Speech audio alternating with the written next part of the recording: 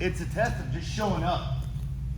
A big part of jiu-jitsu is showing up. The thing is that when you show up, the question is, which version of you is going to show up? You hope that it's going to be the best version of you, but oftentimes life, you know, has its pressures and all that stuff, and most important of all is that you show up. You walk through that door, and oftentimes I really kind of made it a point just to kind of forget about everything from the point that I start and say, oh, I'm tired and this, and I just forget about everything and just get through the door. Okay, not that door, but the door of John Jock's Academy, because this door is really easy for me to get through because I'm running over here. And I always knew that I would feel better no matter what, because I'd be better off. No matter how I felt walking in, I would feel better. And it doesn't have to be the best you that shows up, it just has to be the you that's you. Competition will put you to the test, but the competition isn't as much about the day of the event as it is about the preparation for the event.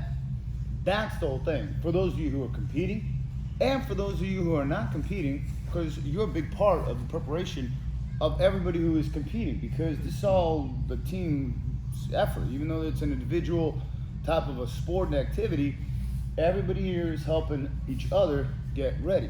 So, and that's why we all have to go to support, even though that some may feel that, well, you know, let me go look first and all this stuff and kind of feel comfortable. And because there's a lot of things that you got to put together. Number one, you got to be able to manage your training, and how you feel out there on the day of the competition is going to be solely defined by what you put into it.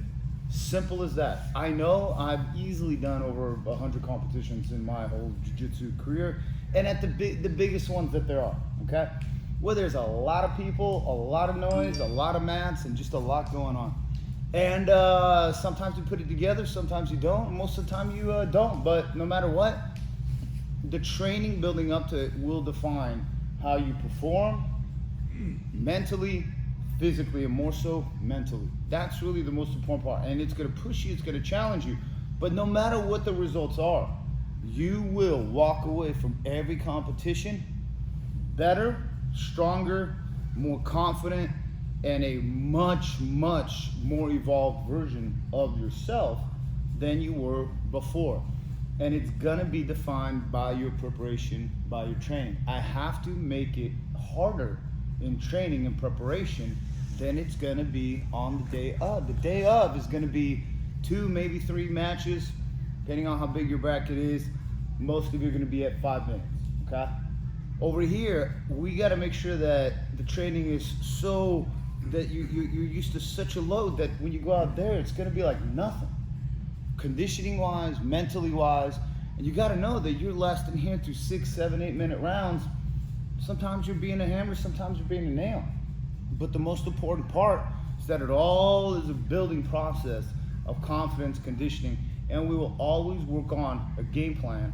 And that plan is incredibly likely to succeed, especially if you can hear my voice. So we have to practice all this stuff because there's a lot of noise, they play a lot of music, and it's loud, and depending on which mat's on, speakers, and sometimes you can't hear. But the most important thing is that you execute the plan, and the plan is gonna be very simple.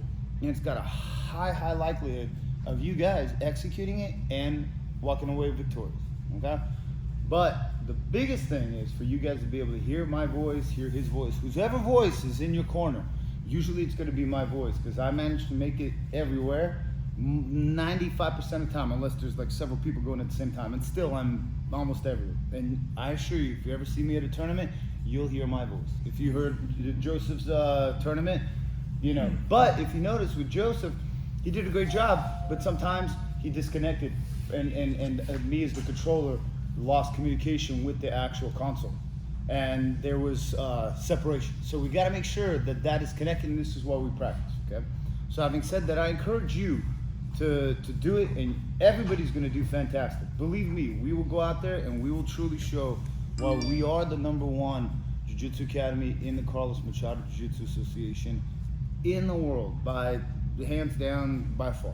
And without taking anything away from all the other affiliates, I just understand what we have here, and believe me, I've been doing this for a long time, and I recognize a lot, let's just say, of talented, hardworking people and students, and believe me, you get out of it what you put into it, and I know you guys put into it a lot. So Having said that, let's kind of work on a couple things here that I did yesterday.